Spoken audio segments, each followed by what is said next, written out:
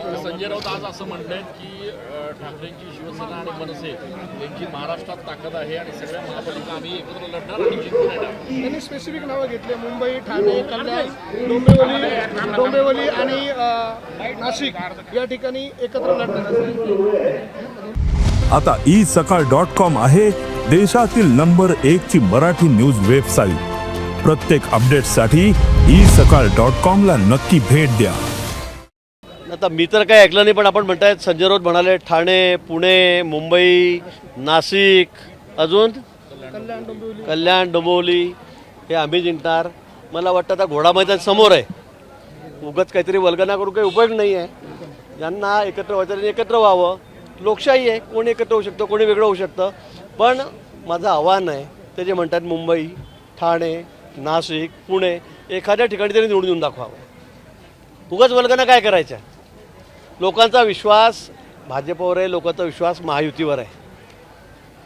विकास करायचा असेल तर महायुती सरकारच करू शकतं, महायुतीच करू शकते. आणि त्यासाठी लोकांची मानसिकता झालेली आहे की आता महाराष्ट्रामध्ये फक्त महायुती.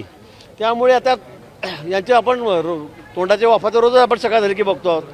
त्यामुळे मला असं वाटतं की हे फार गंभीरतेने घेण्याचा विषय नाही आहे. आता घोडा मैदान समोर आहे, निवडणुकीमध्ये या, समोर या आणि निकाल लागल्यावर मग आपण भेटू. मनसेसोबत एकत्र लढणार असं त्यांचं मत. मी सांगितले लोकशाही आहे, कोणी एकत्र होऊ शकतं, कोणी वेगळं होऊ शकतं. त्याला कोण थांबवणार आहे कोणाला? कोणी एकत्र व्हावं. हे एकत्र आले परिणाम काय होईल? मी पुन्हा सांगेल आपल्याला की या ठिकाणी त्यांनी ते म्हणतायत ना, निकालानंतर आपण भेटू. मग आम्हाला विचारा काय झालं म्हणून, त्यांना विचारा काय झालं म्हणून. ठाकरे एकत्र आल्यामुळे मराठी मतं जे आहेत त्यांनी वज्रमूठ बांधून आता निवडणूक जिंकून देण्याचं ठरवलंय. नाही, निवडणुका आली की फक्त मराठीचा नारा लावायचा, मला हे कळत नाही आहे. आणि मराठी मतं काय आमची नाहीत का? महायुतीच्या बाजूने मोठ्या संख्येमध्ये विधानसभेमध्ये आपण बघितलं काय झालं, कसं झालं आणि शेवटी काय निकाल काय आला. शेवटी मला वाटतं विक्रमी मतांनी आम्ही विधानसभेमध्ये निवडून आलो. सगळ्या क्लुप्त्यांनी त्या ठिकाणी केल्या, सगळ्या भानगडी लावण्याचं काम त्यांनी वर्षभर त्या ठिकाणी केलं, पण उपयोग काही झाला नाही. लोकांचा विश्वास इथे आम्ही असा भेदभाव करतच नाही. हा कोण तो कोण, हा कोण तो कोण, जातीपातीमध्ये भानगडी, धर्मामध्ये भानगडी.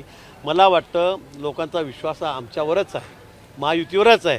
आणि आज ज्या पद्धतीने महायुती देवेंद्र फडणवीस साहेबांच्या नेतृत्वाखाली काम करते आहे, त्यामुळे लोकांना माहीत आहे की आता आपल्याही शहरांचा विकास कोण करणार आहे, कोण निधी देणार आहे, किती चांगल्या पद्धतीने सगळं इन्फ्रास्ट्रक्चर उभं राहते देशामध्ये, राज्यामध्ये, कशा पद्धतीने कामं चाललेले आहेत. त्यामुळे कोणी किती वल्गना केल्या तर त्याचा काही उपयोग नाही. आता लोकसभा निवडणुकीच्या भाऊ मनसेच आणि भाजपची जवळी पडलेली होती. आता आगामी महापालिका निवडणुकीच्या अनुषंगाने राज ठाकरेंना जवळ घेण्यासाठी काही प्रयत्न केले जाणार आहे का भाजपकडून? नाही, मी ह्या ऑपरेशनमध्ये मी नाही आहे. आमचे नेते आहेत, हा मोठा विषय आहे. देवेंद्रजी मान्य आमचे नेते आहेत, ते या बाबतीमध्ये लक्ष घालतायत. असं काही आहे का पण? नाही, मला या बाबतीमध्ये काही माहिती नाही. आमचे देवेंद्रजी आमचे नेते आहेत, रवींद्र चव्हाण आमचे आता अध्यक्ष आहेत, ते या बाबतीमध्ये सांगू शकतील. पण माझं खरंच या बाबतीमध्ये मला कुठेही माहिती नाही किंवा माझं कोणाशी बोलणं नाही. आपलं काम फक्त एवढंच आहे, आपल्याला जबाबदारी दिली ती पाळायची, निवडणुका जिंकायच्या, दुसरं आपलं काही काम नाही. भाऊ, एकनाथ खडसे असं म्हणताय की थोडं जळगावकडे पण लक्ष द्या. हां, तुम्हाला म्हणताय की कोण म्हणतं? एकनाथ खडसे म्हणताय जळगावकडे पण थोडं काळजी करू नका, काळजी करू नका. मी त्यांना सांगितलं की तुमची नगरपालिका तरी सांगा मला, मुक्तिनगर तुम्ही निवडून टाका म्हणून. तुम्ही कशाला मला लक्ष द्यायला लावतात? माझं लक्ष सगळीकडे आहे, पूर्ण उत्तर महाराष्ट्राकडे माझं लक्ष आहे. जळगाव असू द्या, धुळे असू द्या, नाशिक असू द्या, नगर असू द्या, इथल्या जिल्हा परिषद असू द्या, इथल्या नगरपालिका असू द्या का महानगरपालिका, त्यांनाच विचारा की तुम्ही काय निवडून आणताय म्हणून. गिरीश खडसेंच्या जावयावरती प्रांजल खेवलकर यांच्यावरती पुन्हा पुण्यामध्ये गुन्हा दाखल झाला. एका महिलेने तक्रार दिली की चोरून व्हिडिओ काढला होता म्हणून गुन्हा दाखल झालाय. नाही, मला या बाबतीमध्ये काही माहिती. मी सकाळचा इथे आज झालाय. आज गुन्हा दाखल झाला. एका महिलेने गुन्हा दाखल केलाय. तिचं म्हणणं आहे की तिचे काही व्हिडिओ काढले गेले आणि चोरून व्हिडिओ काढले, त्याचा गैरवापर केला, अशा याचा हा गुन्हा आहे, गुन्हा दाखल झाला. नाही, मला खरंच या बाबतीमध्ये तुम्ही सांगताय तिथं आपण इथं तुम्हाला विचारलं असं की तुम्ही बोलले असते, पण मी सकाळपासून अगदी मिनिट टू मिनिट कार्यक्रमात आहे. 2.5 तास लेट माझे कार्यक्रम चाललेले आहेत. मला या संदर्भामध्ये कुठली माहिती नाही. निश्चित माहिती घेऊनच मी या बाबतीमध्ये बोलेन. आणि या बाबतीत मला असं वाटतं की आता पोलीस तपास करतायत, त्याच्यासमोर सगळे एव्हिडन्स आलेले आहेत. आता काय जे पोलीस चौकशीमध्ये जे ते खरं खोटं ठरेल. मोदींनी आज स्वदेशीचा नारा दिला, त्यावर संजय राऊत म्हणतात की आता मोदी हे नेहरूच्या पावलावर पाऊल ठेवतात आणि काँग्रेसने सर्वात पहिले स्वदेशीचा नारा दिला होता, आता हे काँग्रेसवादी किंवा गांधीवादी होत आहेत. ठीक आहे, आमचं आम्ही बघू, आम्हाला कोणत्या वादी व्हायचं, तुम्ही तुमचं बघा म्हणा, तुम्हाला काय करायचं ते. मला वाटतं संजय राऊतांना प्रत्येक गोष्टीला उत्तर देणं काही आवश्यक वाटत नाही मला. पण आमचा नारा जो आहे तो स्वदेशीचा आधीपासून आहे. मोदीजींनी स्वदेशीचा नारा आज दिलेला नाही, आधीपासूनच दिलेला आहे. पंतप्रधान झाल्यापासून ते म्हणतात स्वदेशीचा पुरस्कार करा.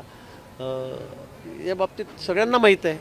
आणि खरं आहे आता जे सध्या आंतरराष्ट्रीय जी सगळी पॉलिसी चाललेल्या आहेत, अमेरिकेचे धोरण आहे मला वाटतं, त्यामुळे आता आम्हाला स्वदेशीचा पुरस्कार करावाच लागणार आहे. त्याशिवाय आता पर्याय नाही आम्हाला. आणि आम्ही का पुढे नाही देतो? आमच्या देशातल्या वस्तू आम्हीच खरेदी करायचं ना. आम्हाला कशाला बाहेरचं माल पाहिजे? आमच्याकडे सगळं बनतं आहे आता. आम्ही आता खूप पुढे चाललेलो आहोत. मला वाटतं की आता थोड्या दिवसात अजून बघा, वर्ष 2 वर्षामध्ये काय परिस्थिती होते. 2014 नंतर भारताला खड्ड्यात घातलं मोदींनी, असं तुमचं मत? कोणाचं? राऊतांचं. ए बाबा, आता ते राऊत मग लोकांपुढे, जनतेपुढे जा, त्यांना मतं मागाय सांगून की मोदींनी खड्ड्यात घातलं म्हणून. मग कळेल कोणाला खड्ड्यात कोण घालतं तर. ना तुम्हाला कुठे ठेवतात लोक, तुम्हाला कळेल ना. आता तुम्हाला पार तुमचा खड्डाही गेला, अड्डाही गेला, सगळंच गेलं, तरी पण तुमचं काही ना काही बडबड चालूच आहेत. मोदींनी खड्ड्यात घातलं म्हणजे मला कळत नाही या माणसाविषयी काय बोलावं काय. त्यामुळे हे नॉन कॉग्निशेबल आहेत. त्यामुळे त्यांचं रोज ते काही बोलतात. तुळजाभवानी भाषणात आता असं म्हटलं की 2019ला तुमचा शब्द पाळला आणि त्यांनी मदत केली. महायुती होती म्हणजे त्यावेळेला, महायुती होती, ते आमच्याकडेच होते. शिवसेनेचा एक उमेदवार दिलेला होता, एक उमेदवार होता शिवसेना. ठीक आहे, ते असेल, पण त्यांच्याशी माझं बोलणं झालेलं होतं आणि त्यांनी आम्हाला मदत केलेली होती. पण आताच्या भाषणामध्ये बडगुजरांनी पक्षांतर्गत खतखत व्यक्त केलेली आहे. तुम्हाला इकडे यायला आमदार जबाबदार आहेत, अशा पद्धतीने जबाबदार आहे. सीमाताईंनी ते तुम्हाला यायला जो इथे हवं होतं, उशीर असं झाला. ते म्हणले. सीमाताई नाही, असं कुठेही नव्हतं. असं कुठे सीमाताईंकडे कार्यक्रम चालू आहे दुसरा, त्यामुळे जरा ते तिकडे होत्या. दवाखान्याचा, हॉस्पिटलचा कार्यक्रम आहे, त्यामुळे त्या तिकडे होत्या. पण असं कुठेही नाही. एकदा पक्षाने ठरवलं त्यावेळेला त्यांनाही सांगण्यात आलेलं होतं, अगदी वरून अध्यक्षांपासून सांगण्यात आलेलं होतं की बडगुरांचा प्रवेश आपल्याला करायचा आहे आणि तो त्याच वेळेवर झालेला. त्यांची नाराजी काही कमी होत नाही. नाही, त्या कुठेही नाराज नाही आहेत. आज सकाळपासून त्या माझ्यासोबतच होत्या. त्या कुठेही नाराज नाही आहेत. बडगुजरांवरती नाराजी कमी होत. मला नाही वाटत आता ती राहिलेली म्हणून. मग वारंवार अशा प्रकारे एकमेकांच्या विरोधामध्ये बोलणं, पक्षात एका पक्षातच राहून आता एकाच पक्षात आले. आता पक्षाची प्रतिमा मलिन होती. आता हळूहळू ते कमी होत चाललेलं आहे. तर थोडं त्याला वेळ लागतो काही गोष्टी व्हायला. पण मला वाटतं थोडं वेळ सगळ्यावर औषध असतं, काळ औषध असतं. आता तुम्ही थोड्या दिवसांनी बघा, अजून पुढच्या आठवड्यात मेल्यावर अजून काय काय होतं. मग महापालिकेसाठी आपण 100+ नारा दिलेला आहे.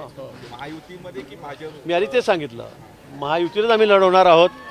महायुतीमध्ये आम्ही निवडणूक लढू नाशिकची आणि 100चा आकडा पास करू. 122 पैकी दुर्दैवाने मी म्हटलं काही अपरिहार्य कारणामुळे युती नाही झाली, तरी पण भाजप 100+च राहील. देश विदेशातील प्रत्येक घडामोडींचे लाईव्ह अपडेट मिळवण्यासाठी आता साम टीव्हीच्या सर्व सोशल मीडिया प्लॅटफॉर्मला लाईक, फॉलो आणि सबस्क्राईब करा. तसंच सर्व नोटिफिकेशनसाठी बेल आयकॉन प्रेस करायला विसरू नका.